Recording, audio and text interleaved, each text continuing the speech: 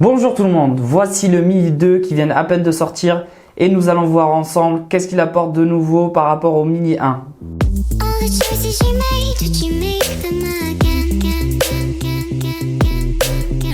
Alors la toute première amélioration qui a été apportée sur ce drone, eh bien c'est le prix. Il est passé de 399 € à 459 € et pour le pack Flymore Combo, il est passé de 499 € à 599 €. Donc il a pris 100 € de plus. Est-ce que c'est justifié? Restez jusqu'à la fin de la vidéo et je vous dirai si c'est vraiment justifié ou pas. Une autre amélioration qui a été apportée sur ce drone, sur le Mini 1, sur le bras, de ce côté, vous allez trouver un creux qui est comblé par de la mousse.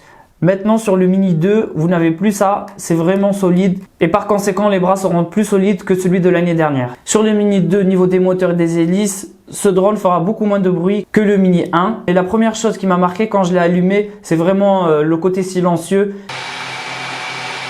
Il n'est pas très bruyant et ça c'est une bonne chose si vous voulez pas embêter vos voisins. Une des grosses améliorations apportées sur ce drone, c'est au niveau de la résolution. Le Mini 1 possédait que de la 2K. Aujourd'hui on va pouvoir filmer en 4K à 30 images par seconde et on garde toujours de la 2K à 30 images par seconde. Et puis si vous voulez filmer en 60 images par seconde, ça sera en 1080p. Alors évidemment je vous ferai le test dans les prochains jours pour voir qu'est-ce que ça donne au niveau de la qualité de l'image. Niveau de la photo, le Mini 1 pouvait prendre des photos qu'en JPEG.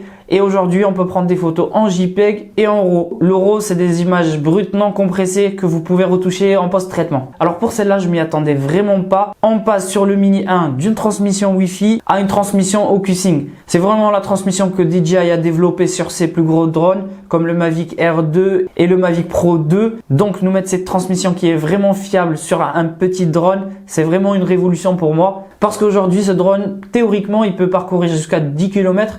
En Europe, c'est juste 6 km.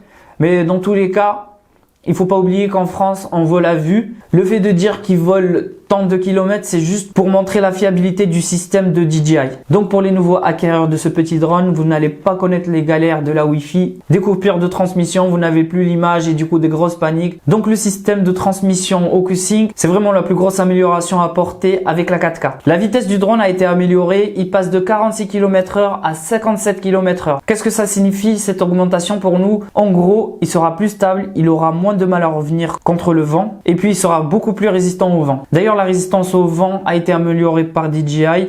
Il passe du niveau 4 au niveau 5. Mais bien sûr, je ferai des tests pour ça et on verra ensemble s'il y a vraiment une amélioration sur la résistance au vent ou pas. Un truc qui m'a vraiment étonné, c'est la possibilité de zoomer avec ce drone. DJI l'avait rajouté sur le Mavic Air 2 sur une mise à jour qui est apparue comme ça. Mais pour le coup, je m'y attendais vraiment pas sur ce drone. En tout cas, on peut zoomer x2 si on filme en 4K.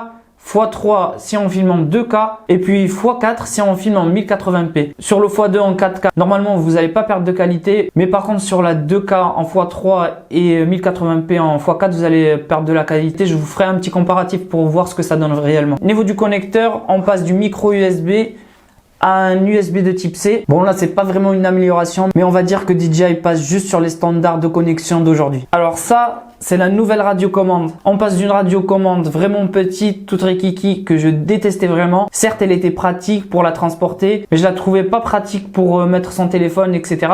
Alors que celle-là, elle est vraiment encombrante, je vous l'accorde, mais elle a un côté pratique qui fait oublier son côté encombrant. D'ailleurs cette radiocommande, elle ressemble exactement à celle du Mavic Air 2. Il y a juste quelques différences niveau des LED. Si on allume celui-là et celui-là, vous voyez les LED sont un peu différents. Celui-là il est vert et celui-là il est blanc. L'autre différence c'est juste que sur le Mini il y a écrit Ciné Normal Sport.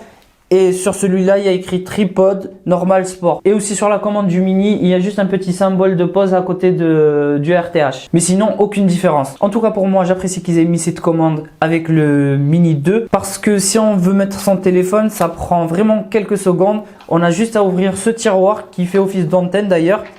Et on débranche le fil. Donc, du coup, le fil, il est toujours branché sur la radiocommande. D'ailleurs, ne vous étonnez pas de ne pas voir d'antenne. Parce que maintenant, c'est comme ça les antennes. Vous n'avez plus à vous embêter à diriger vos antennes. Donc là, la radiocommande fait le travail pour vous. Une toute petite amélioration, mais j'étais obligé de la mentionner quand même. C'est l'amélioration du temps de vol. 30 minutes, c'est déjà énorme. Donc on gagne 1 minute. Sachant que généralement, on ne fait pas 30 minutes.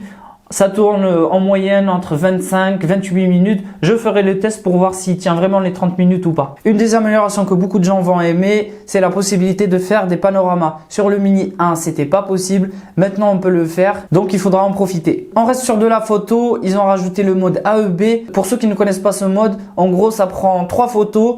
Une surexposée, une normale et une sous-exposée. Je vous avoue que je l'utilise pas énormément, donc ça change pas grand chose pour moi. Niveau des quick shots, ils ont rajouté l'option boomerang. On l'avait pas sur le Mini 1 et beaucoup de gens étaient déçus, comme le panorama. Et bien DJI l'a rajouté. Niveau de l'esthétique du drone, DJI a rajouté une petite barre LED ici. C'est juste pour avoir une meilleure visibilité de votre drone. Et en plus de ça, je trouve que ça lui donne de la gueule à ce petit drone. En plus du système GPS qui est américain et du GLONASS, je sais pas si je le prononce bien d'ailleurs, qui est un système russe. Maintenant, le Mini 2 sera encore plus précis grâce au nouveau système GPS Galileo. C'est un système européen qui est encore plus précis que GPS et GLONASS. Donc voilà, je trouve qu'il marque énormément de points ce petit drone quand même. Un autre truc qui a été rajouté, mais je vous avoue, je ne l'ai vraiment pas encore testé. Je le ferai plus tard, mais en tout cas pour le moment, je l'ai toujours pas fait. Maintenant, vous avez la possibilité d'appuyer sur ce bouton pendant 3 ou 4 secondes et du coup, ça se connecte directement sur votre téléphone en Wi-Fi et vous avez la possibilité de transférer vos images directement sans passer par les micro-cartes SD. C'est vrai que ça peut être sympa si vous voulez récupérer vos images pour les transférer directement sur les réseaux sociaux. Ça peut vous faciliter la vie. Le Mini 2 peut filmer jusqu'à 100 mégabits par seconde par rapport au Mini 1 qui filme qu'à 40 mégabits par seconde. En gros, ça veut dire que quand le Mini 2 va filmer, il aura plus d'informations sur l'image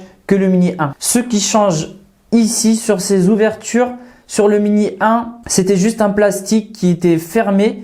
Alors que maintenant, c'est une grille et cette grille, c'est une bonne chose parce que ça permet à l'air de rentrer et refroidir le système électronique à l'intérieur. Malheureusement, cette année, on n'aura pas de détecteur d'obstacles sur ce petit drone. On n'aura que cela et c'est comme ceux de l'année dernière. Donc, il fallait s'y attendre vu que c'est l'entrée de gamme de DJI. Si vous voulez vraiment des détecteurs d'obstacles, il faudra passer à une gamme supérieure comme le Mavic Air 2. Malgré toutes les améliorations qui ont été apportées sur ce petit drone, il y a un truc qui m'a déçu. Beaucoup de gens parmi vous, je sais que vous attendiez le tracking, mais malheureusement on l'a pas. Est-ce que ça va être ajouté sur une future mise à jour? Peut-être, parce que DJI fait que nous surprendre et ça m'étonnerait pas qu'il le rajoute. En tout cas pour le moment on l'a pas. Un truc qui manque aussi, c'est niveau de la vidéo. On n'a pas de D-Log, on a juste un format standard. Mais bon, ce n'est pas étonnant étant donné que ce petit drone, il est fait plus pour les débutants ou les gens qui veulent pas s'emmerder à faire du post-traitement derrière que pour les gens qui s'y connaissent plus ou des gens qui font du post-traitement derrière. En tout cas, sachez qu'il n'y a pas de D-Log si vous voulez retoucher vos vidéos. Maintenant qu'on a vu toutes les améliorations apportées sur le Mini 2, est-ce que l'augmentation du prix est vraiment justifiée? Alors moi personnellement, je trouve que le prix est justifié parce qu'on gagne énormément de choses par rapport au Mini 1, comme par exemple la 4K, l'Ocusim 2.0, une meilleure résistance au vent et puis toutes les améliorations qu'on a vues. Donc moi oui, ça me dérange pas de mettre 60 € de plus pour ces options-là. Après, si vous n'avez pas besoin de la 4K et tout ce qu'on a vu aujourd'hui, eh bien il reste le Mini 1 qui est beaucoup moins cher et qui est encore sur le marché. Donc voilà pour cette petite vidéo. C'était pas vraiment un test, c'était juste histoire de déballer le drone, de voir toutes les améliorations apportées sur ce nouveau Mini 2. D'ailleurs, pour ma prochaine vidéo test, j'organiserai un jeu concours et vous aurez la possibilité de gagner un Mini 2. Donc n'hésitez pas à vous abonner, comme ça vous allez pouvoir voir le test et puis avoir la possibilité de gagner un Mini 2. Et puis moi je vous dis à la prochaine. Ciao!